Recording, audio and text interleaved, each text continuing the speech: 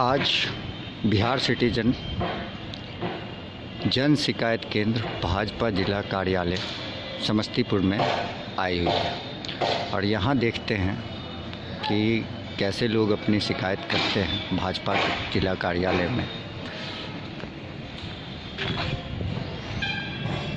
हाँ बताइए, आपका नाम क्या हुआ? मेरा नाम हुआ राजा महतो, मेरा पिताजी का नाम हुआ स्वर्गीय चलितर महतो। मेरा घर हुआ समस्तीपुर डिस्ट्रिक्ट जितवारपुर निजामत कन्हैया चौक नूनपुर टोला। कहाँ है आप यहाँ पे आए हैं? ये अपना सरकार के पास आया हूँ। मेरा सरकार है बीजेपी है, इनके पास आया हूँ। मेरा घर लाल बाबू राय ने लूट लिया है। वो तो आप पहले भी बताए थे ना, बताए, लेकिन अभी तक कुछ नहीं हुआ। अभी तक कोई कहीं सुनवाई नहीं है। हमारे रोड पर रहते हैं, कोई कहीं रहते हैं, हम सब आदमी रोड पर रहते हैं, मंदिर पर रहते हैं। ठंड में हम कहाँ जाएं? अच्छा, यही शिकायत लेकर हम यहाँ आए हैं अपना ये सरकार के पास। सरकार का कैसे आपको कौन बताया इसके बारे में? इसको हम जानकारी किए हैं, जानकारी करके हम यहाँ आए हैं। हमको कोई बताया नहीं। जानकारी करने से हर एक चीज़ मिलते हैं। अच्छा अच्छा, ये देख सकते कागज में क्या है? ये देखिए, ये एसपी आवास के पास का सीन होगा। हाँ, और ये सब कागज ये हम धरना दे रहे हैं 21 तारीख के सोमवार को। 21 तारीख को धरना दे रहे हैं? हाँ, बस स्टैंड में दे रहे हैं। पुरानी बस 12/2020 है। जी जी जी। तो कहाँ बस स्टैंड में? बस स्टैंड में दे रहे हैं। क्या धरना दे रहे हैं? कि मेरे इंसाफ मिलना चाहिए। मेरे से घर लूट लिया है, मेरे रहने के लिए कोई जगह नहीं है। ये सरकार से यही अनुरोध करते हैं, यही मांग करते हैं कि हमारा ये पूर्ति करवावे। अच्छा चलिए, ये केस का ये देखिए, ये भी नकल भी है। ठीक है ठीक है ठीक है, अब देखते हैं।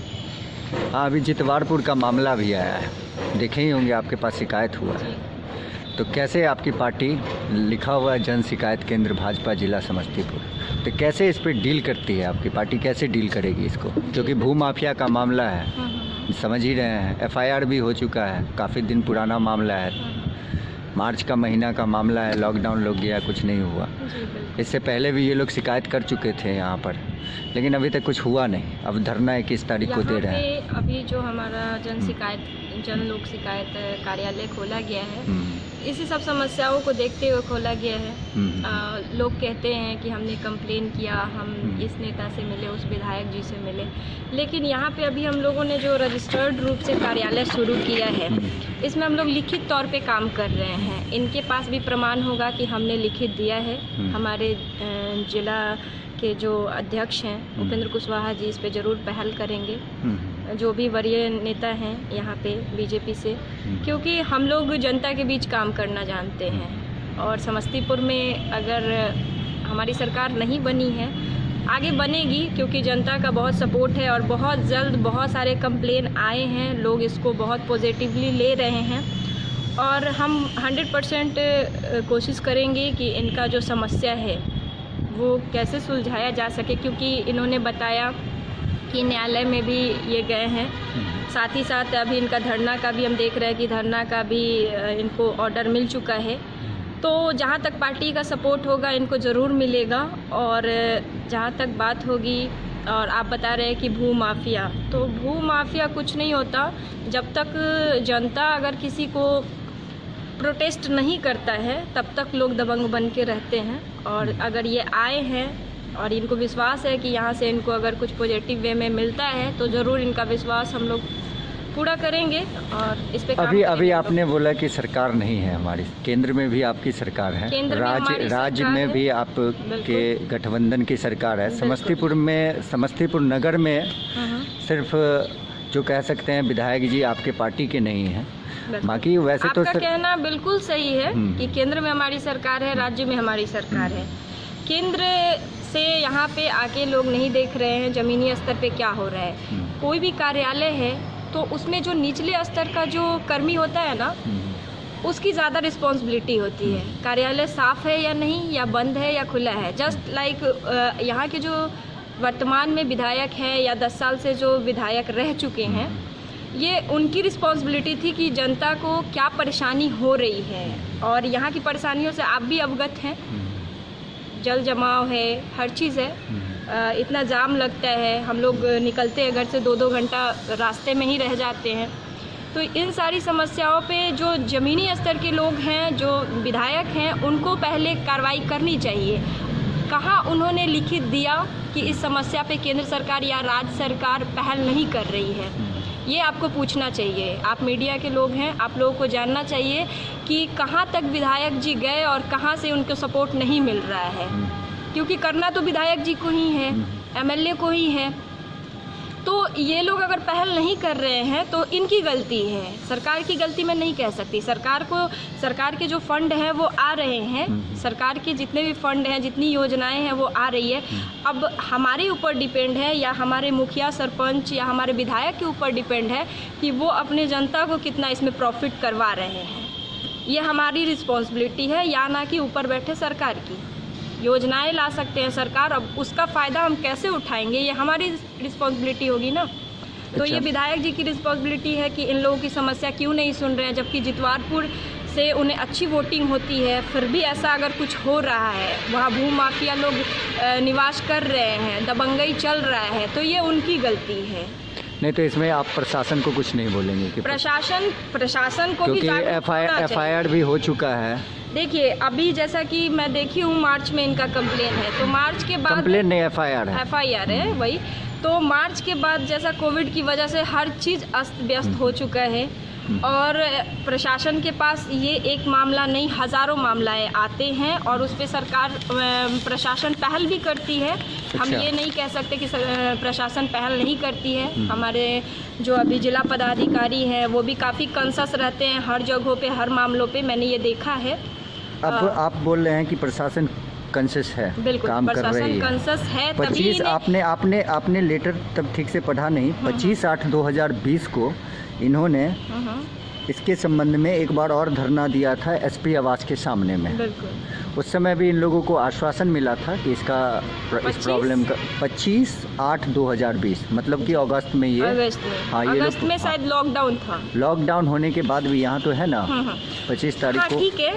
उसके बाद भी आश्वासन मिला था इनको, आश्वासन मिला था। और अगर काम नहीं हुआ है तो इनका भी जायज़ है कि ये धरना कर रहे हैं। मैं इन्हें गलत नहीं बोलूँगी। अगर मेरा मानना है कि एक माँ भी बच्चे को दूध तभी पिलाती है जब बच्चा रोता है, तो जब बच्चा अपना डिमांड नहीं करेगा तब तक कुछ नहीं मिलता। तो इन्हें इनका हक है कि इनको डिमांड करना चाहिए सरकार से, प्रशासन से, सभी लोगों से। और जब तक इनकी हक की लड़ाई है, अगर पूरा ना हो तो ये लड़े, बिल्कुल लड़े, और इसमें हमारा सपोर्ट रहेगा, हमारी पार्टी का सपोर्ट रहेगा। चलिए, मतलब कि मंडे को जो प्रोटेस्ट हो रहा है या तो उससे पहले इस प्रॉब्लम का सॉर्ट आउट होगा, और नहीं तो मंडे के प्रोटेस्ट में आप लोग बीजेपी। मंडे में बहुत ज़्यादा टाइम नहीं है, ये नहीं कहा जा सकता है कि मंडे को सॉल्यूशन हम कर देंगे। मतलब बहुत ये पेचीदा मामला दिख रहा है, क्योंकि इस पे एफआईआर भी है, इस पे धरना भी पहले हो चुका है, तो इसके लिए हमें थोड़ा सा तो समय चाहिए होगा। पेचीदा अगर आप इसको देखेंगे तो इसमें जो ज़मीन है वो ज़मीन है बास्केट पर्चा का ज़मीन, जो ट्रांसफ़र नहीं होता है, उस पर कब्जा कर लिया गया। इनके घर को तोड़ के इनको रोड पे ले आया गया है। लगभग मार्च से लेके ये, जैसा कि मैंने इनका कंप्लेन देखा, एफआईआर देखा, मैंने इनके पक्ष को देखा, ठीक है। मैंने इनसे पूछा भी कि ऐसा और भी कोई घटना हुआ है, तो इन्होंने बताया लगभग 50 परिवारों के साथ ऐसा हो चुका है। मैंने ये भी पूछा कि क्या आपके साथ वो 50 परिवार खड़े होंगे, तो इन्होंने बोला कि दबंगों के डर से शायद नहीं भी हो सकते हैं, वहाँ जाने के बाद पता चल सकता है। तो पहले तो हम लोग दोनों पक्ष को देखेंगे, किसकी गलती है, क्या मामला है, कैसी ज़मीन है, हर चीज़ को देखने के बाद, क्योंकि एक तरफा कहीं भी न्याय नहीं होता। इससे पहले भी शायद आपके जो जिला अध्यक्ष हैं उनको भी इसका संज्ञान था, और राम सुमिरन जी जो हैं उनको भी इस बात की संज्ञान थी, उनको भी मामला पता था, जिसके लिए एक बार सीओ साहब भी, सीओ के साथ मीटिंग हुआ था आप लोग का, उनके साथ मीटिंग भी हुआ था उन लोगों का, उसके बाद भी कोई कार्रवाई नहीं हुई। तो क्या आपको लगता है कि मतलब कि जिनके पास पैसा है, जिनके पास पावर है, वो मतलब कि अपने पावर पैसा का दुरुपयोग करते हैं? देखिए, अभी तो ऐसा नहीं है कि जो पैसा है उसका राज है, ऐसा कुछ नहीं है। आप देख रहे हैं कि अभी जो बहुत निम्न वर्ग के लोग थे, अभी आप देख रहे हैं हमारी एनडीए सरकार में वो भी विधायक हैं और सम्मानित हैं।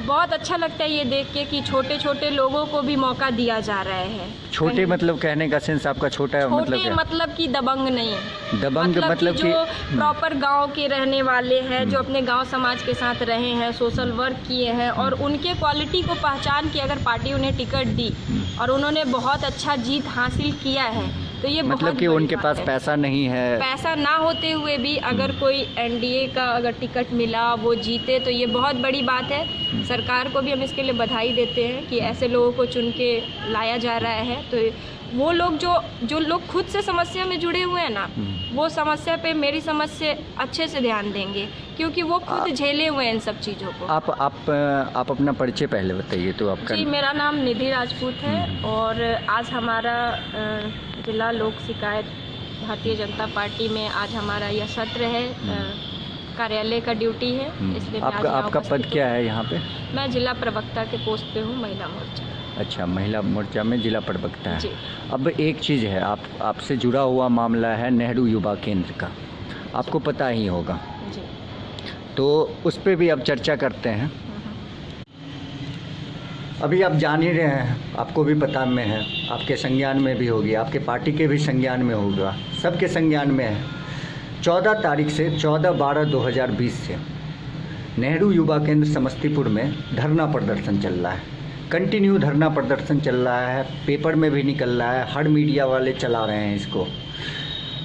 आपकी पार्टी बीजेपी लोक जन शिकायत केंद्र खोल चुकी है यहाँ पर।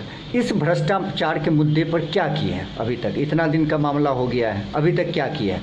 और पहले भी 2017-19 का ये मामला है, जो गबन का मामला हो या भ्रष्टाचार का मामला हो, ये 17-19 का मामला है। 17 से लेकर 19 तक के मामला में सरकार केंद्र में भी आपकी रही है, राज्य में भी आपकी रही है, और ये केंद्र सरकार से जुड़ा हुआ, खेल मंत्रालय से जुड़ा हुआ संस्थान है। तो इस पे क्या केंद्र सरकार भी क्या की, राज्य सरकार भी क्या की, और पार्टी में रहते हुए आपके पार्टी की तरफ से क्या किया गया इसके लिए? जी, आपका सवाल बहुत अच्छा है। मैं अभी वर्तमान में पार्टी में हूँ और पूर्व में मैं राष्ट्रीय युवा स्वयंसेवक के पद पे रह चुकी हूँ। मैंने खुद नेहरू युवा केंद्र की परेशानियों को झेला है, मैंने खुद बहुत करीब से देखा है, बहुत कुछ 2 सालों में मैंने बहुत कुछ सुधारने की भी कोशिश की और कुछ हद तक सुधारा भी। जब वहाँ हम ज्वाइन किए थे नेहरू युवा केंद्र, तो हमारे जो इंटरव्यू का टीम था उसमें अभिलाषा सिन्हा मैम थी, जो कि हमारी प्रोफेसर रह चुकी हैं। वो मुझे वहाँ देखी तो बोली, बेटा तुम यहाँ क्या कर रहे हो, ये दलदल है। मैं बोली मुझे नहीं पता था, मैं सोचती थी कि ये नेशनल लेवल का संस्था है और इसका जो एक्सपीरियंस होगा वो काफ़ी कारगर होगा। मैं ये सोच के पुराने जॉब को छोड़ के इसमें ज्वाइन कर ली एज अ वॉलंटियर। यहाँ मानदेय मिलता है, सैलरी नहीं मिलती। और नेहरू युवा केंद्र का काम होता है कि जो गांव है, शहर के भी बच्चे, गांव के भी बच्चे जो युवा हैं, उनको सरकार की जो योजनाएं हैं, सरकार के कुछ फंड्स आते हैं नेहरू युवा केंद्र के द्वारा, जो कि बच्चों में प्रोग्राम कराना है, स्किल डेवलपमेंट का है, खेल के प्रति उनका रुझान बढ़ाना है, सोशल वर्क के प्रति रुझान बढ़ाना है। ये सारे कार्य नेहरू युवा केंद्र के वॉलंटियर द्वारा गांव में कराया जाना है, जो कि हमारे टोटल 40 वॉलंटियर होते हैं, जिसमें मैं भी थी। मैं ऑफिस स्टाफ थी, परंतु मैंने फील्ड में काम किया और ऑफिस में भी काम किया। मैं पहले से भी एनएसएस से जुड़ी हुई हूँ, तो मेरा समाज सेवा से बहुत ज़्यादा शुरू से लगाव रहा है।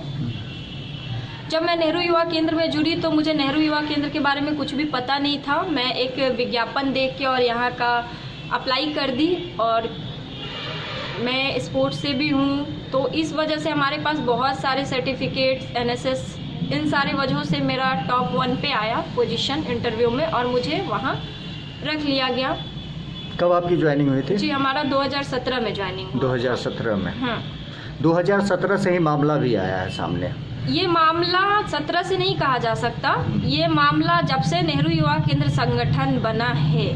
मतलब कि संगठन बना है, संगठन पे ही आप क्वेश्चन मार्क कर रहे हैं? मैं संगठन पे ही क्वेश्चन मार्क कर रही हूँ। ये आपको शायद मेरे ख्याल से 1965 में इसका गठन हुआ था। बिल्कुल। ये राजीव गांधी के टाइम में इसका संस्थागत तौर पे इसको ट्रांसफर किया गया था। जी। जब बनाया गया तो सरकार की कुछ ना कुछ पॉजिटिव सोच होगी। इस इतने बड़े ऑर्गेनाइजेशन को बनाने के लिए, संगठन को बनाने के लिए कुछ बड़ा सोच रखा गया होगा। लेकिन बिहार में जो जहाँ तक मुझे पता है, ये जो सोच की बात कर रहे हैं, ये युवाओं के लिए बना गया था, और जो भारत में जो है बहुत ज़्यादा युवा है, उस युवाओं के लिए ये संस्था बनाया गया। हाँ, मैं बता रही हूँ कि जो संगठन, जब ये संगठन का जब निर्माण किया गया था, और ये जो संगठन है वाकई बहुत बड़ा संगठन है। ऑल इंडिया में इसका हर जगह ब्रांच है, हर स्टेट में, हर डिस्ट्रिक्ट में, और काफ़ी जगहों पे बहुत अच्छे कार्य देखने को मिलते हैं। हम इनके नेशनल पोर्टल से भी जुड़े हुए हैं। बहुत अच्छा लगता है देख के, बहुत खुशी होती है कि जहाँ तक हम लोग नहीं पहुँच पाते हैं वहाँ तक इनके वॉलंटियर पहुँचते हैं, और हम लोग भी पहुँचे हैं। जब हम वॉलंटियर थे तो बिथान ऐसे जगहों पे हम लोग प्रोग्राम किए, मोहद्दी नगर में जाके प्रोग्राम किए, मतलब ऐसे ऐसे जगहों पे जहाँ पे बच्चे कभी इस तरह का कुछ देखे ना हो, स्पोर्ट्स से जुड़े ना हो, और ऐसे जगहों पे काम किए तो बहुत मज़ा आया, बहुत खुशी मिली हम लोगों को। लेकिन मैं ये कहना चाहूँगी कि बिहार में जो स्थिति है, जो यहाँ के स्टेट डायरेक्टर हैं, ये लोग स्टेट डायरेक्टर या डिस्ट्रिक्ट कोऑर्डिनेटर जो भी पूर्व में रहे, उन पे भी बहुत सारे मामले हैं। गमन का मामला है, समस्तीपुर का मैं बात करती हूँ, दूसरे ज़िला का छोड़ती हूँ, मैं समस्तीपुर की बात करती हूँ। जब समस्तीपुर का मामला अगर देखा जाए, जब से मैंने ज्वाइन किया, जब से मैं जानी हूँ नेहरू युवा केंद्र को, उस समय से बहुत सारे ऐसे मामले आए। गमन का मामला आया, लड़कियों के साथ छेड़खानी का भी मामला आया। इससे पहले भी आपका एक वीडियो वायरल हुआ था, डीएम साहब के आवास के सामने आप एक वीडियो में ये स्टेटमेंट दी थी। जी, मैं उस पर भी आती हूँ। तो ये सारे मामले हैं, लेकिन स्टेट के द्वारा इस पे कोई कार्रवाई नहीं की जा रही है। ये बहुत दुखद है, जबकि यहाँ की स्टेट डायरेक्टर महिला है, और एक महिला होने के नाते जब उनका यहाँ पे तबादला हुआ था, जब वो आई थी, तो सच्चे दिल से मुझे बहुत खुशी हुई थी कि चलो अब कुछ अच्छा होगा बिहार के लिए। लेकिन स्थिति देख के मतलब एक होता है ना टूट जाना, वैसा कुछ फील हुआ लास्ट में हम लोगों को। मैंने टेलीफोनिक ढंग से, मैसेज के थ्रू, मेल के थ्रू कई बार कंप्लेन किए हैं, स्टेट को भी कंप्लेन किया, मैंने नेशनल तक कंप्लेन किया है, मेल किया है। और मैं आपको बता दूं कि हमारे मेल का जांच भी आया था 22 अगस्त को 2020। हाँ, मैं शिकायत करता थी, मुझे बताया तक नहीं गया, मुझे कोई फ़ोन नहीं किया गया, कोई सूचना नहीं मिली, जबकि शिकायतकर्ता को वहाँ उपस्थित होना अनिवार्य होता है। संगठन के स्टेट डायरेक्टर को मुझे वहाँ बुलाना चाहिए था, लेकिन पता नहीं वो क्यों मुझे नहीं बुलाई, और कुछ एनजीओ के लोगों के साथ मीटिंग करके इस मामले को क्या रिपोर्ट बनाया गया, मुझे अभी तक यह सूचना नहीं है, और मुझे इसकी सूचना चाहिए, मुझे इसकी सूचना चाहिए। और मैं जिला अधिकारी के यहाँ भी इसको लिखित दी थी, जो आप वीडियो देखे होंगे, यही मसला था। हम लोगों ने 13 दिसंबर को पिछले साल भी धरना किया था। उस धरने में मैं भी उपस्थित थी, लेकिन इस बार मैं किसी कारणवश नहीं उपस्थित हूँ, मेरे एग्जाम्स थे, मैं बाहर थी।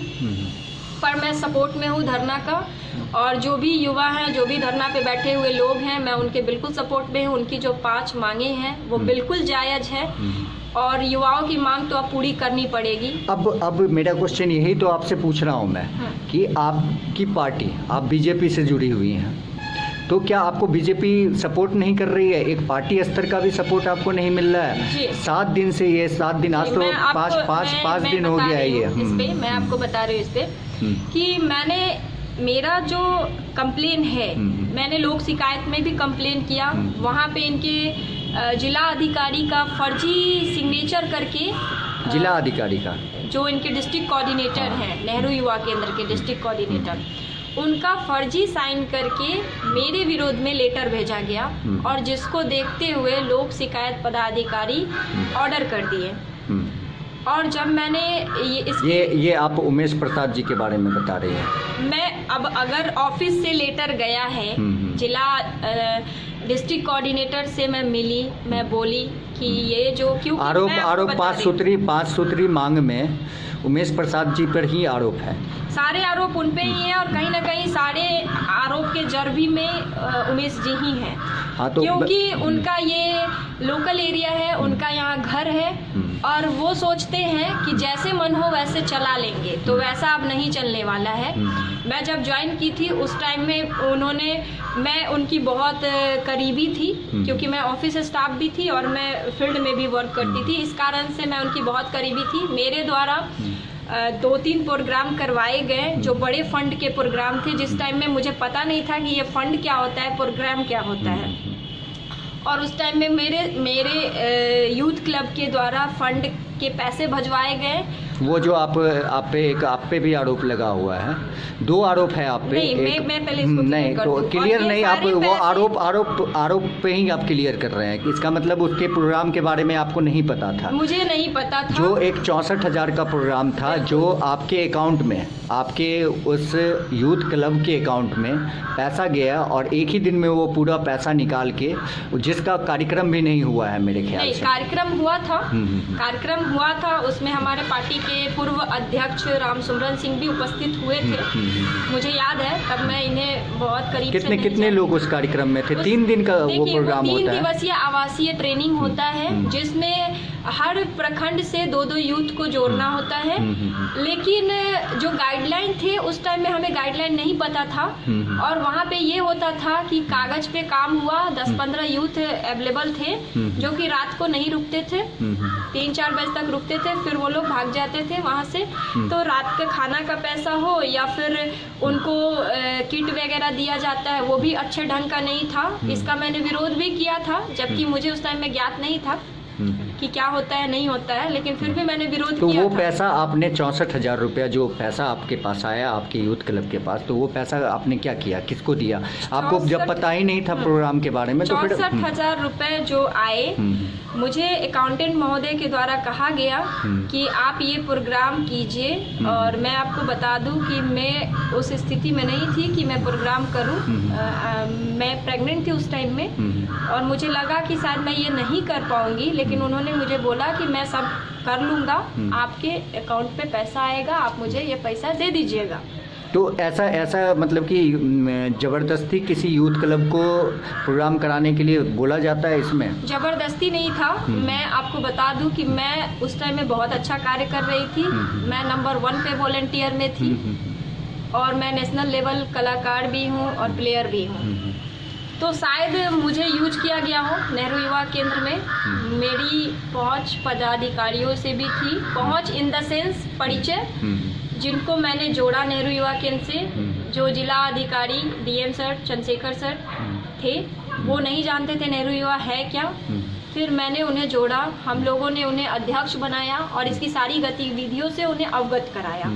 और हर प्रोग्राम में फिर जिला अधिकारी महोदय आने लगे, डिस्ट्रिक्ट जज आने लगे, अच्छे पोस्ट पे जो भी आपदा प्रबंधक के पदाधिकारी आने लगे।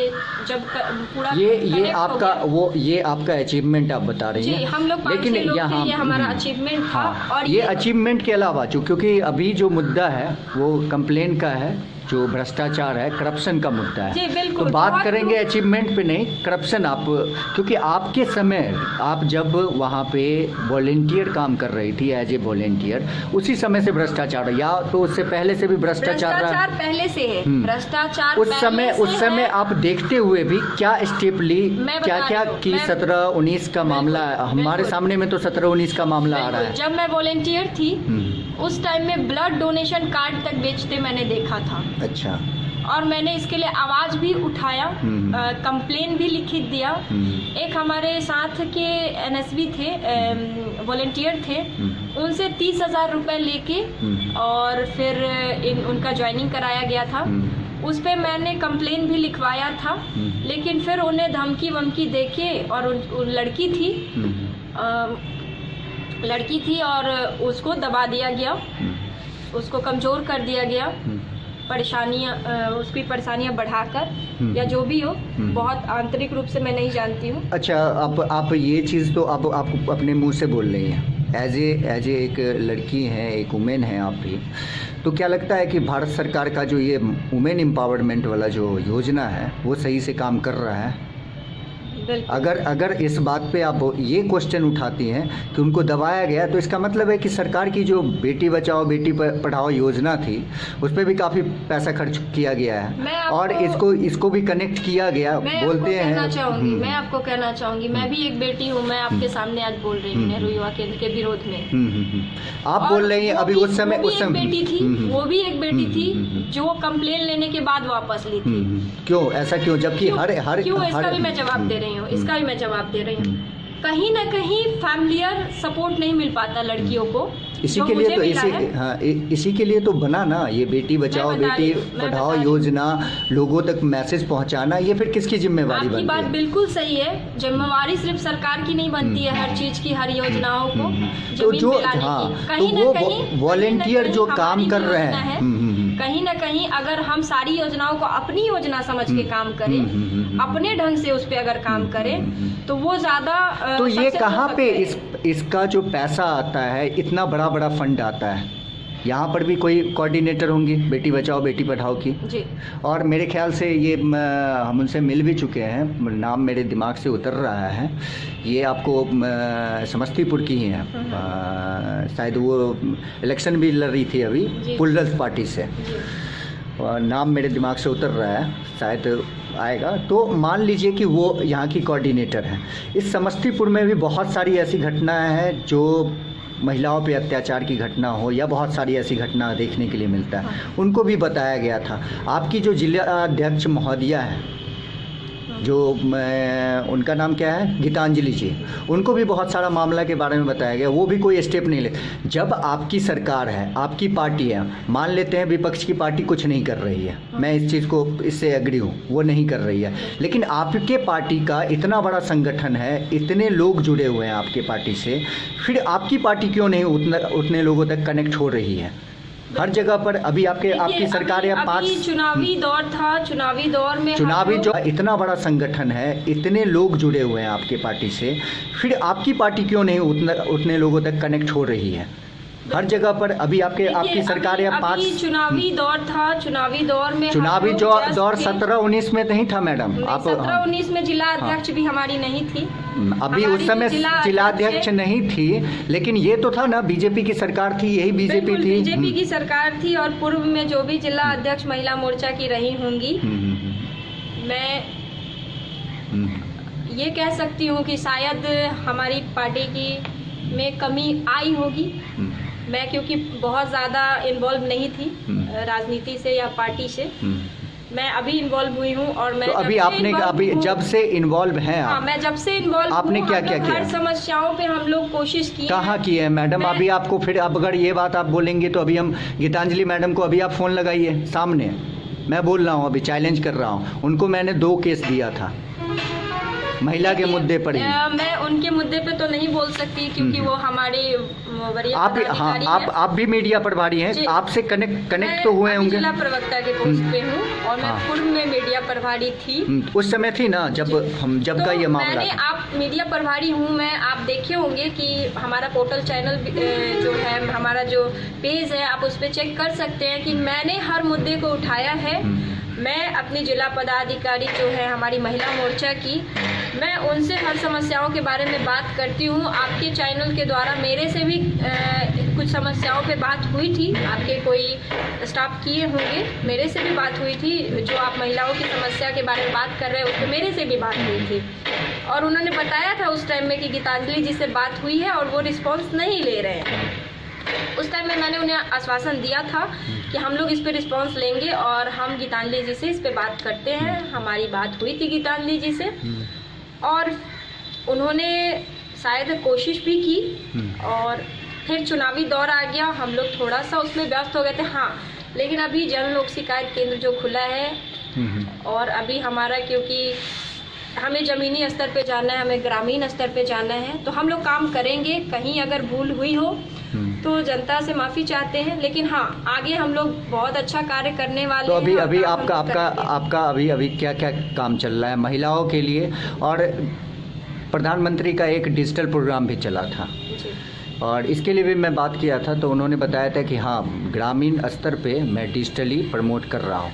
शायद वो आपके जो जिला अध्यक्ष हैं उनसे भी मेरी बात हुई थी, वो भी बोले थे कि हम लोग काम कर रहे हैं अभी जो है डिजिटल इंडिया प्रोग्राम को, क्योंकि हर किसी के पास मोबाइल हो गया है, लेकिन उस डिजिटल इंडिया प्रोग्राम के तहत भी कोई आदमी उतना ज़्यादा साक्षर इसके लिए नहीं हुआ है। तो उस पर किस तरह से आप लोग काम कर रहे हैं, महिलाओं के लिए किस तरह से काम कर रहे हैं? और एक आरोप जो आप पे, एक नहीं 2 आरोप लगा हुआ, एक 64,000 रुपया जो गबन का मामला था जो प्रोग्राम हुआ, उसमें तो आप बता दिए कि ठीक है, वो मुझे नहीं पता पहले था। मैं पार्टी से जुड़ी हुई क्वेश्चन आपको दे दूं, डिजिटल इंडिया का जो आप बता रहे हैं मुझे, तो डिजिटली हम लोगों ने ग्रामीण क्षेत्रों में तो सफलता भी बहुत ज़्यादा प्राप्त किया है, क्योंकि इस कोविड की वजह से हम लोगों ने बहुत सारे जूम ऐप मीटिंग किए हैं, जो कि आप देखे होंगे कि Bharatiya Janata party zoom app आप लोग पब्लिक के साथ मीटिंग कर रही थी? बिल्कुल, पब्लिक के साथ भी किया हम लोगों ने, पार्टी के भी जो ग्रामीण क्षेत्र के महिलाएं हैं, कार्यकर्ता है, उनके साथ किया है। कार्यकर्ता के साथ या फिर आम पब्लिक? आम पब्लिक के साथ भी, क्योंकि हमारे पार्टी में चुनावी समय में हम लोगों ने आम लोगों को भी जोड़ने की कोशिश की उस जूम ऐप से,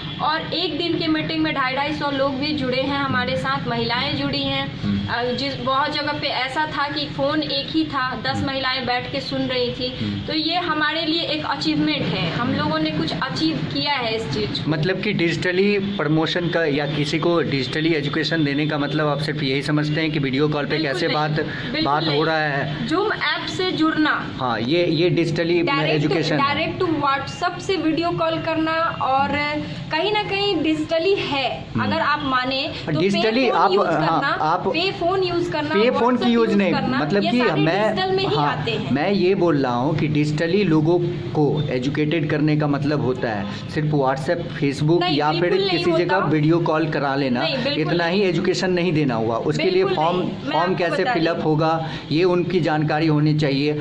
इतना बैंकिंग स्तर पे इतना प्रेशर पड़ा हुआ है बैंकिंग सेक्टर पे भी, उसके लिए भी डिजिटली तौर पे जोड़ के उनको कैसे बैंक से कनेक्ट किया जाता है, वहाँ पर कैसे पेमेंट हो, ये सब का एजुकेशन देना, शायद इससे कहीं ना कहीं यहाँ पे मैं आपको कहना चाहूँगी कि हमारी जो सरकार है, जो आशा कार्यकर्ता हैं, जो नर्सेज हैं, जो क्या बोलते हैं, एक और है ऑर्गेनाइजेशन जो कि मीटिंग वगैरह SG, ये सेल्फ हेल्प ग्रुप वगैरह जो चलाते हैं, आपको पता होगा, हाँ, आपको पता होगा कि वो लोग भी अब डिजिटली जुड़ गए हैं, महिलाएं उसके द्वारा पेमेंट कर रही हैं, वो ग्रामीण स्तर पे जा रहा है। अच्छा, आप ये किस जगह की बात बता रही हैं? मैं हर जगह की बात बता रही हूँ। हर जगह की बात। ये जो सेल्फ हेल्प ग्रुप है, ये आप लगभग देख रहे होंगे कि समस्तीपुर के छोटे से छोटे गांव में भी चला। ठीक है, तो मतलब कि वहाँ की महिलाएं अब जो है डिजिटली पेमेंट कर रही हैं, फोन से पेमेंट हो रहा है, वो कर रही हैं, हो रहा है, मतलब कि किन्हीं के द्वारा करवाया है। उनका जो मीटिंग होता है उसका अटेंडेंस उनके फिंगरप्रिंट से किया जाता है, ये भी डिजिटलीकरण का ही एक है। महिलाएं ATM भी यूज कर रही हैं। आप ये नहीं कह सकते कि हम जीरो पे हैं, हमारी कोशिश है। ये तो काफी पुराने से धीरे धीरे तो लोग एजुकेशन जिस स्पीड में आप लोग प्रचार करती हैं, मेरा क्वेश्चन है कि जिस स्पीड में आप लोग प्रचार करती हैं, जिस स्पीड में हम लोग देखते हैं जिस चीज़ों को, उस स्पीड में हम जब ज़मीन पे जाते हैं वहाँ पे काम मुझे नहीं दिखता है। इसलिए मेरा क्वेश्चन ये होता है, जितना स्पीड से कि हमने ये कर दिया, जब हम ज़मीन पे जाते हैं वो चीज़ हमें दिखता नहीं है, तो हमको लगता है कि नहीं कहाँ हुआ, सर, क्या हुआ। शायद आपको अंतर दिखा होगा हमारे NDA की सरकार में और पूर्व सरकार में। नहीं, मैं किसी सरकार की बात नहीं कर रहा हूँ, मैं डेवलपमेंट की बात कर रहा हूँ। नहीं, आप पार्टी से जुड़ी हुई हैं इसलिए मैं डेवलपमेंट की बात करूंगी, मुझे किसी सरकार से मतलब नहीं। डेवलपमेंट हुआ है, ऐसा नहीं अब इतने, अब मान लीजिए 15 साल में चेंज आना, ये तो बहुत बड़ा कोई अचीवमेंट। 15 साल में एक युग बीत जाता है। लोग 15 साल में जो 15 साल पहले जो एग्जाम दिया होगा मैट्रिक का, तो वो आज के डेट में जो है ना, वो कहीं पे जॉब कर रहा होगा या कुछ कर रहा होगा, तो 15 साल चेंज एक ड्यूरेशन होता है। बिहार में अगर महिलाओं का डेवलपमेंट अगर नहीं हुआ है, सबसे ज्यादा अभी क्राइम महिलाओं के साथ अभी हो रहा है मैडम। मैं बता रही हूँ, जरूरी नहीं है कि ये सरकार करवा रही है। मैं ये तो नहीं बोल रहा हूँ कि सरकार नहीं करवा रही है, बदनाम करने के लिए नहीं, पार्टी कर रहे हैं। ये मैं सरकार के ऊपर कोई आरोप नहीं लगा रहा हूँ मैडम। मैं ये बोल रहा हूँ कि या तो हम लोग में कोई कमी है, चाहे मैं ये बोल रहा हूँ कि मीडिया से मैं हूँ, मेरे अंदर भी ये कमी हो सकती है। आपकी पार्टी है, आपकी पार्टी सरकार में है, आपकी पार्टी के जो कार्यकर्ता हैं, या तो उसमें कमी दिख रही है जो वो काम नहीं कर रहे हैं? देखिए, जो ग्राउंड स्तर पे काम होना चाहिए वो नहीं हो रहा है। मेरा क्वेश्चन ये है, वो कैसे होगा? भारतीय जनता पार्टी एक ऐसा संगठन है, एक ऐसी पार्टी है जो इंडिया लेवल पे अभी सबसे बड़ी पार्टी में गिनती हो रही है। No doubt. और कहीं ना कहीं ये पार्टी बहुत अच्छा कार्य कर रही है, इसलिए नंबर 1 पे चल रही है। और हमारे बिहार में अभी सबसे बड़ी पार्टी के रूप में उभर के आया भारतीय जनता पार्टी। नहीं, इससे भी बड़ी पार्टी है एक राजद, सबसे ज़्यादा सीट अभी राजद को मिला है। अभी मैं आपको बता रही हूँ, जैसा कि आप भी देख रहे हैं कि इस बार की जो वोटिंग हुई है, जो काउंटिंग हुई है, उसमें कहा जा रहा है, या न्यूज़ के द्वारा हो या जो हमारे सामने रिजल्ट आया, उसमें महिलाओं ने बढ़ चढ़ के, जो एक बोलते हैं ना चुप्पा वोट, साइलेंट वोटर, वो महिलाएं थी।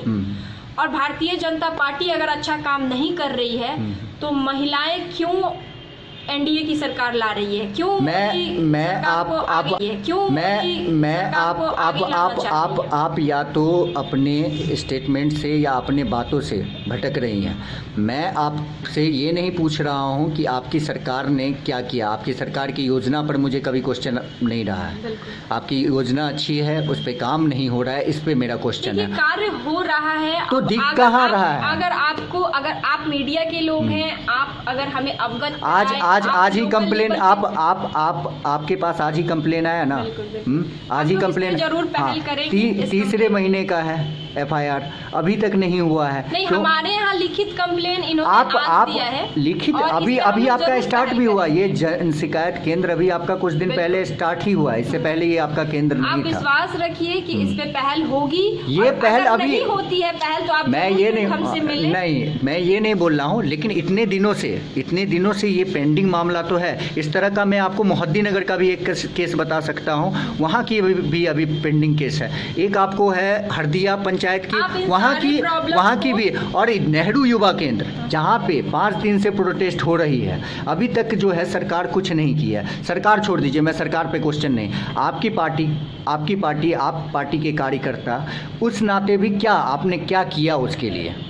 बिल्कुल, आप जैसा कि बता रहे हैं 5 दिन में अभी तक में तो एक्शन ले लेना चाहिए। आपकी स्टेट डायरेक्टर आ जानी चाहिए, आपके जिला अधिकारी द्वारा। ये मुझे जैसा कि ज्ञात है, मैं भी नेहरू युवा केंद्र से जुड़ी हुई थी, इसलिए मुझे वहाँ की सारी गतिविधियाँ मिलते रह रही हैं। मैं भी उस धरना के सपोर्ट में हूँ। लेकिन जहाँ पे धरना स्थल पे बैठे हुए लोग, कुछ लोग हैं, अक्षय जी हैं, राजीव जी हैं, उन लोगों ने मेरे से बात किया कि पार्टी के थ्रू आप क्या कर रहे हैं। तो देखिए, मैं आपको बता दूं कि हर लोगों का एक अलग अलग एरिया होता है। पार्टी का एरिया हमारा अलग है, नेहरू युवा केंद्र का एरिया अलग है। एक मिनट, लेकिन मैं अपनी बातों को थोड़ा पूरा कर लूँ यहाँ पे। और मैंने उन्हें बोला कि आप हमारे यहाँ प्लीज़ लिखित दे दीजिए, ताकि मैं अपने पार्टी को इससे अवेयर कराऊं और मैं इन समस्या को लेके जाऊं हमारे पार्टी के लोगों के पास, और पार्टी हमारा फुल सपोर्ट करेगी। लेकिन अभी तक उन लोगों ने कुछ लिखित सूचना नहीं दी है। अब मैं एक चीज़ बताता हूं, क्या आपके पार्टी के लोग या आप ही यहाँ पे बैठे हैं, पार्टी से जुड़े हुए हैं, क्या आपके पार्टी के लोग पेपर नहीं पढ़ते हैं? क्या वो डिजिटल प्लेटफॉर्म से जुड़े हुए नहीं हैं? इतना सारा खबर चल रहा है, फेसबुक के माध्यम से, यूट्यूब के माध्यम से भी बहुत खबर चल रहा है इसका, पेपर में भी डेली निकल रहा है। फिर भी क्या उनको कनेक्ट नहीं हो पा रहे हैं वो वहाँ तक? बिल्कुल कनेक्ट होंगे मतलब क्या है? 5 दिन हो गया है, होंगे मतलब क्या होता है? नहीं, हम कोशिश कर रहे हैं कि हमारे जिला अध्यक्ष, जब आप अभी तक में 5 दिन में कोशिश नहीं हो पाया, कंप्लीट नहीं हो पाया, तो अभी आप इस मामले में क्या कर पाइएगा? इस मामले में सबसे बड़ा योगदान मीडिया बंधुओं का है, क्योंकि मीडिया रिफ्लेक्ट करती है मैडम। मीडिया का काम है कि रिफ्लेक्ट करना, वो कर रही है, वो अपने जिम्मेवारी पे पूरी तरह से खड़ी है। इस मामले को बहुत अच्छे से उजागर कर रहे हैं, और तब हमारे बीच ये मामला आ रहा है हमारे सामने, तभी हम लोग ये जान पा रहे हैं। क्योंकि मैं नेहरू युवा केंद्र से जुड़ी हुई हूँ, बाकी लोग नेहरू युवा केंद्र से नहीं जुड़े हुए हैं पार्टी के लोग, इसलिए मैं वहाँ की गतिविधियों से अवगत हूँ, बाकी लोग उतना अवगत नहीं है। जितना फिर भी कि तो मैं जानती हूँ। क्योंकि ये केंद्र सरकार की संगठन है, बिल्कुल। उनको लेना चाहिए स्टेप ना कि ठीक है हाँ, ऐसा स्टेप क्या है। बिल्कुल लिया आपके जाएगा। बारे में भी जान रहे होंगे लोग कि ठीक है तुम नेहरू युवा केंद्र से आप जुड़ी हुई हैं, तो आप बताइए कि क्या स्टेप आपको क्या उसमें क्या मामला है। आपसे भी तो कोई फ़ोन से पूछा होगा इस मामले के बारे में, लेकिन कोई आपके तरफ से भी कोई रिस्पॉन्स नहीं आया, ना अभी पार्टी तक की तरफ मेरे से कोई पार्टी रिस्पॉन्स। के किसी लोग, कोई भी लोग, मैं झूठ नहीं बोलूँगी, इस मामले पे मेरी बात किन्हीं से नहीं हुई है। किसी ने संज्ञान में नहीं लिया है अभी तक इस मामले को, लेकिन हाँ आपने भी संज्ञान में किन्हीं को नहीं दिया क्योंकि जरूरी नहीं समझा। क्योंकि मैं लोक शिकायत, मैं धरना का समर्थन करती हूँ, मैं नेहरू युवा केंद्र के विरोध में हूँ, लेकिन कहीं ना कहीं मेरा शिकायत लोक शिकायत से है, जो कि हमारा चल रहा है, उस पे मामला चल रहा है हमारा।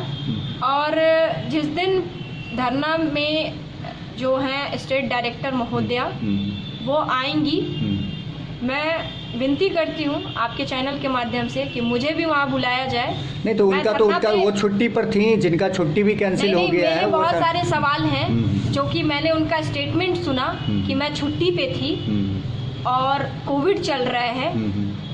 2017 से वो हैं नेहरू युवा केंद्र बिहार में, और वो भी एक एनएसवी रह चुकी हैं। मैं आपको बता दूं कि वह भी एक एनएसवी रह चुकी हैं और प्रमोशन पाके वो आज स्टेट डायरेक्टर के पद पे हैं। तो कहीं ना कहीं वो नेहरू युवा केंद्र के हर परेशानियों से, हर समस्याओं से, हर अच्छाइयों से जुड़ी हुई हैं और सबसे अवगत हैं। तो मैडम फिर आपको क्यों नहीं सुनाई दे रहा है? आपको क्यों नहीं कंप्लेन दिख रहे हैं? कई महिलाओं ने लिखित दिया, मैंने लिखित दिया है, क्यों नहीं उन्होंने संज्ञान में लिया आज तक? आज कोविड आया है, 2018 में मैंने उन्हें मेल किया है। कहिए तो मैं मेल का आपको दिखा देती हूँ, अभी है मेरे पास मेल। क्या उस पर संज्ञान लिया गया? अगर जांच की गई, रिपोर्ट बना, तो मुझे क्यों नहीं दिया गया? आखिर मतलब क्या कि आपने रिपोर्ट बनाया? आप भी बहुत पहले से इस पे लगी हुई हैं। मैं बहुत टाइम से इस पे पार्टी लगी से हुई जुड़ने हूँ। के बाद भी कोई पार्टी से आपको हेल्प नहीं मिला, या फिर आपने देखिए, हेल्प मैंने लेने के लिए? पार्टी से, मेरी गलती है, मैंने पार्टी से इस मामले को जोड़ा नहीं था अभी तक। मैंने क्यों? किसी को संज्ञान में नहीं दिया था, क्योंकि आपकी केंद्र में सरकार नहीं, मुझे, है, आप देखिए, बोलना चाहिए, नहीं, क्योंकि कहीं केंद्र ना सरकार कहीं- से ही ये कनेक्ट है, कहीं खेल ना मंत्रालय कहीं- से है। एक मिनट, कहीं ना कहीं मैं चाह रही थी कि मुझे प्रशासनिक मदद मिले, पहले इस पे प्रशासनिक कार्रवाई हो। कहीं ना कहीं मैं ये चाह रही थी। मेरा वो मकसद नहीं होता कि मैं हंगामा करूं। हंगामा, इसमें हंगामा मैं कहाँ से बता रही हूँ, है? मैं धरने के सपोर्ट में हूँ, लेकिन अब कार्य, मेरे कामों की वजह से, एग्जाम की वजह से हमारे पास समय नहीं बचा। मैं पिछले बार धरना पे बैठी थी, लेकिन 1 साल पूरे हो गए, 1 साल कोविड-19 तो नहीं था। क्यों नहीं स्टेट डायरेक्टर ने संज्ञान में लिया इस मामले को? क्यों नहीं इस मामले पे सुनवाई की गई? उस टाइम तो मैं भी धरने पे बैठी थी। मैंने टेलीफोनिक रूप से कई बार उन्हें फ़ोन किया। दिन भर मैं कार्यालय जाके बैठती थी, कोई स्टाफ नहीं होता था वहाँ का, बस MTS लक्ष्मी शाह रहते थे।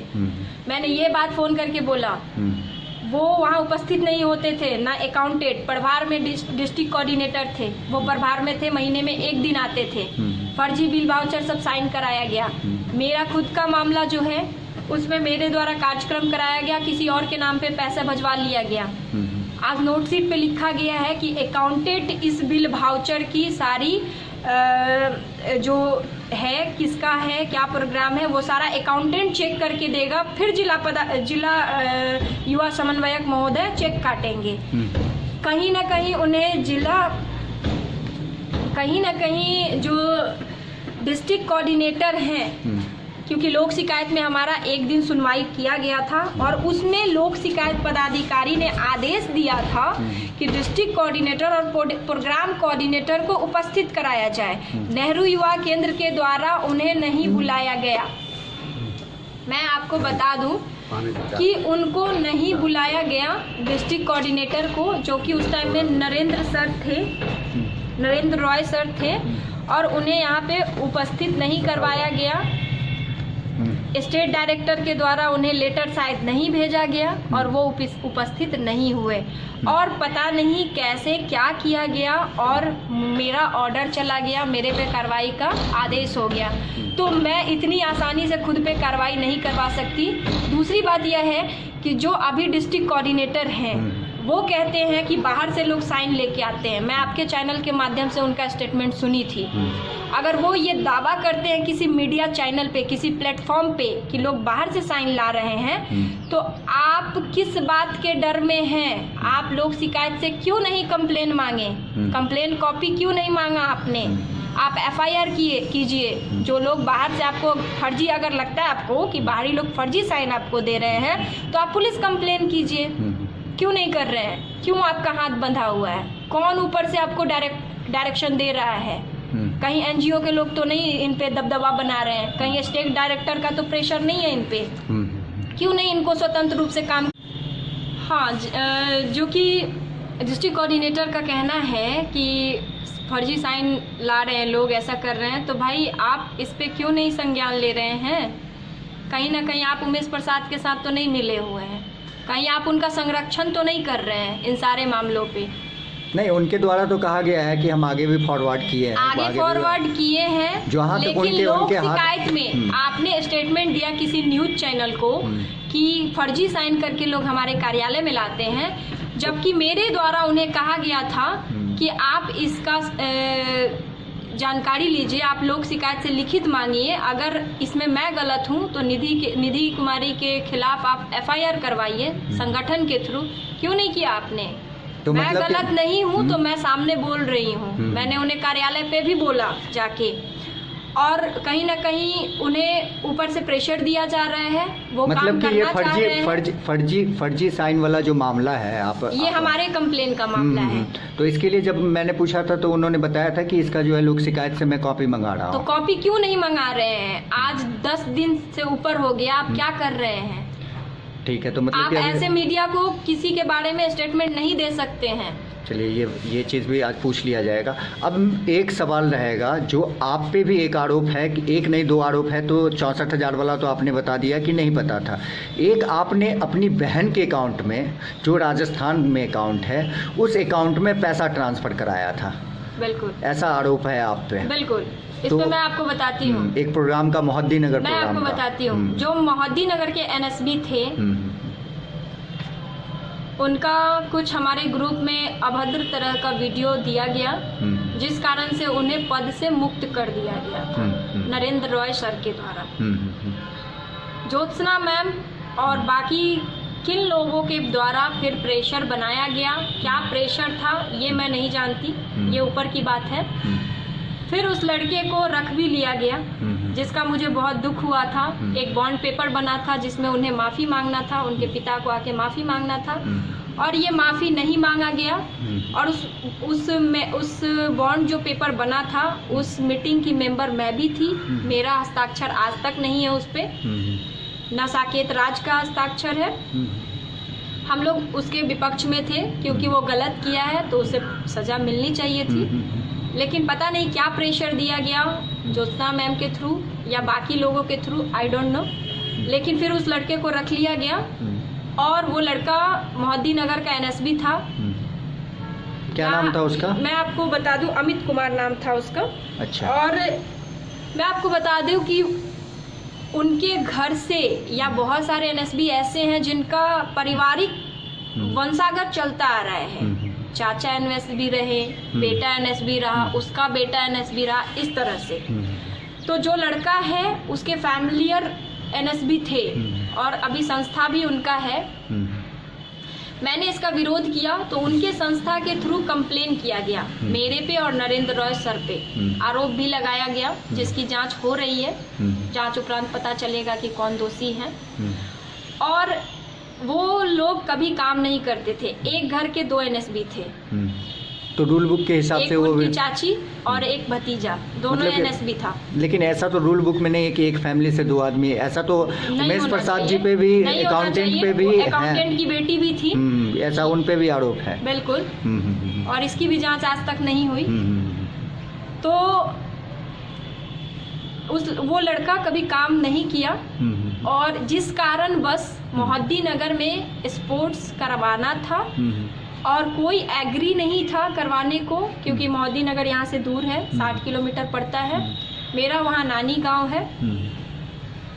मीटिंग के सर्वसहमति से, सारे एनवाईबी के सर्वसहमति से यह नोटशीट पे लिखा गया है, मेरे, साकेत राज, सुधीर कुमार तीनों को मिलके यह स्पोर्ट्स का प्रोग्राम करवाना था। मैंने करवाया और वो प्रोग्राम ज़मीनी स्तर पे हुआ। मैं आपको फोटोग्राफ्स दे सकती हूँ, आप वहाँ जाके बच्चों से मिल सकते हैं। आज भी सिल्ड मेडल बच्चों के घर में हैं। वो प्रोग्राम बहुत सक्सेस हुआ और उस गांव में हमें वेंडर नहीं मिल पा रहा था। उस टाइम में ये था गाइडलाइन कि आप डायरेक्ट वेंडर को पेमेंट करेंगे। तो भाई गांव है, जीएसटी बिल नहीं मिल रहा, वेंडर नहीं मिल रहे हैं, क्योंकि हमारा वहाँ परिचय नहीं था। तो कोई किस आधार पे हमें कोई सामान देगा? कोई जानेगा हमें तब 10,000 का सामान दे देगा ना। आप तो खुद बोली हैं कि ननिहाल है आपका। ननिहाल है, आप भी जानते हैं कि ननिहाल में लोग दुकानदार से परिचय नहीं बना। कनेक्टिविटी तो है ना, मेरा रिलेशन है वहाँ पे, तो हम वहाँ पे तो कनेक्टिविटी था मेरा, लेकिन वहाँ के दुकानदारों से नहीं था। और छोटे स्तर पे दुकान वहाँ होते हैं और वो लोग उधार देने के लिए रेडी नहीं थे, जिस कारण बस मैंने यह प्रोग्राम किया। हमारे पास भी मानदेय मिलता था, कोई हमारे पास इनकम नहीं था। मैंने अपनी बहन से पैसे लेके वो प्रोग्राम किए, प्रोग्राम सक्सेस हुआ। और जब पेमेंट आने की बारी आई, क्योंकि प्रोग्राम का पहले पेमेंट नहीं होता था एडवांस, प्रोग्राम के उपरांत मिलता था हमें पैसा। तो प्रोग्राम का पैसा जब आना था तो मेरे से मांगा गया अकाउंट कि आप वेंडर का या फिर आप किसी का अकाउंट दीजिए जिससे पेमेंट हो, जिसका आप खर्च किए हो। वहाँ पे मैंने अपनी बहन का अकाउंट दिया, वो मैंने पासबुक का फ़ोटो खींच के दे दिया। उस पर क्लियर रूप से झालावाड़ पाटन राजस्थान लिखा हुआ था। मैं आपको बता दूं कि उमेश प्रसाद जी का मेरे घर आना जाना था। उन्हें बहुत अच्छे से पता था कि मेरी बहन राजस्थान रहती है, और उन्होंने फिर भी इस पे पेमेंट किया बिना जांच किए। ये एसीटी का काम होता है, बिल वाउचर और किसका अकाउंट है, किसके अकाउंट पे नेहरू युवा केंद्र पैसा दे रही है, ये उनका जांच करने का मसला था। मैंने कहीं लिखित नहीं दिया है कि आप इसी अकाउंट पे, ठीक है, ये मेरी बहन का अकाउंट है और आप इस पे पेमेंट कीजिए। अगर उन्हें यह ज्ञात था कि यह राजस्थान का अकाउंट है तो उन्होंने जांच क्यों नहीं किया? मेरा मुद्दा यही है कि अगर आप शुरू से अच्छे हैं, फर्जी नहीं हैं, और आपने अपने युवाओं को फर्जी तरह से काम करना नहीं सिखाया था, तो ये घटना कैसे हुई? मैं तो मतलब कि अब फाइनल एक क्वेश्चन रहेगा कि अभी तक में जैसे जो आपने आरोप लगाया है, या फिर पहले भी आपका एक वीडियो वायरल था डीएम साहब के कि महिलाओं के साथ अत्याचार, प्रोग्राम होते थे ना, उसमें 50-50 की बात करते थे उमेश प्रसाद सर, जिस कारण से बहुत सारे एनएसबी में लड़ाई झगड़ा हुआ, इन पे बहुत सारे कंप्लेन हुए। मतलब कि ये 50-50 का मामला, तो मतलब कि सिर्फ अकेले वो 50% या फिर, क्योंकि एनजीओ का भी बहुत सारा हम सुन रहे हैं कि बहुत सारे एनजीओ वाले का भी दबाव है, बहुत सारे यूथ क्लब जो पुराने हैं उनका भी बहुत सारा दबाव है उनके ऊपर। जैसा कि कल आपको एक स्टेटमेंट मिला होगा नीरज सिंह का, मैंने सुना था, उसमें उन्होंने बताया कि अभी कुछ दिन पहले यूथ क्लब का बैठक लिए थे डिस्ट्रिक्ट कोऑर्डिनेटर महोदय के द्वारा। मैंने उसका विरोध किया था।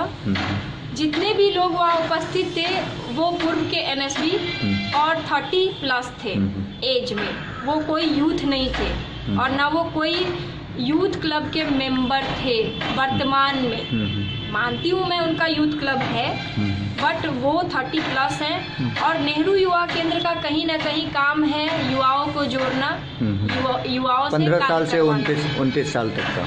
तो इस मीटिंग में कहीं ना कहीं आपको नए यूथ क्लब को जोड़ना था, कहीं ना कहीं आपको नए युवाओं को जोड़ना था, आपने नहीं जोड़ा। और इस पे मैंने विरोध किया। मैंने अमित सर से भी बात किया जो जिला युवा समन्वयक महोदय हैं, मैंने विरोध किया, मैंने नाराज़गी जाहिर की।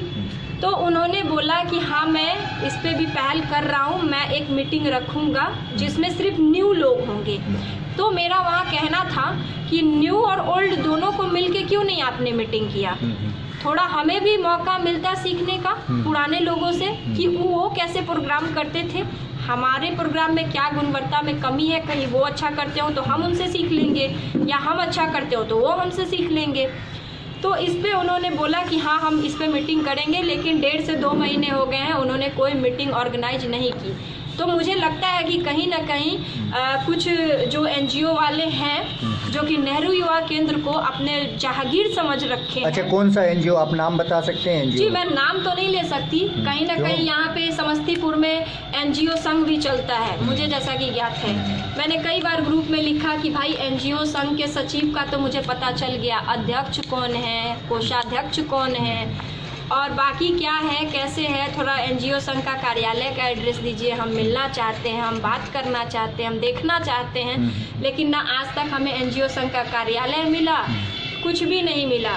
और यहाँ तक मैं आपको बता दूँ कि जब पूर्व में नरेंद्र सर थे डिस्ट्रिक्ट कोऑर्डिनेटर, उस टाइम में NGO संघ के द्वारा उन पे एक विरोध पत्र जारी किया गया था, और जिसके जवाब में उन्होंने एक पत्र लिखा था और पोस्ट के द्वारा उन्होंने भेजा था, जो NGO संघ का लेटर पैड पे एड्रेस था, लेकिन भारतीय डाक को वो एड्रेस ही नहीं मिला NGO संघ का।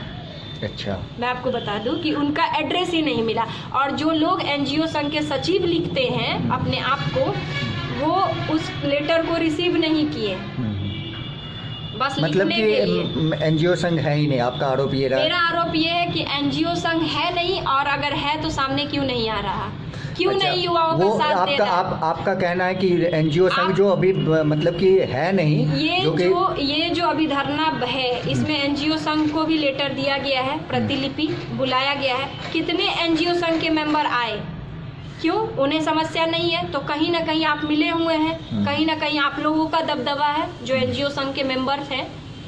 मतलब कि जितना भी आपका पूर्व में आरोप लगा, जिलाधिकारी आवास के सामने में, ऑफिस के सामने में, जो आपने महिलाओं के खिलाफ, कहीं ना कहीं महिलाओं को आगे नहीं बढ़ने दिया जा रहा है, तो ये आरोप सारा जो है, इसमें आप 100% आप मानती हैं कि ऐसा होता है उस नेहरू युवा केंद्र में? हो रहा है, मैंने देखा है। देखा है, तो आपने भी उसके लिए अभी तक आवाज नहीं उठाया था? मैंने आवाज उठाया है, तभी तो आज लोक शिकायत में ऑर्डर हुआ, सेकेंड अपील में गई। मतलब ये कहीं ना कहीं अभी दूसरा धरना है, मैं भी इस धरने में शामिल हूँ। मैं वहाँ प्रत्यक्ष रूप से नहीं हूँ, लेकिन मैं आपको ये बोलती हूँ कि मैं सपोर्ट में हूँ, मैं समर्थन करती हूँ इस धरने का। चलिए, बहुत बहुत धन्यवाद आपका। धन्यवाद।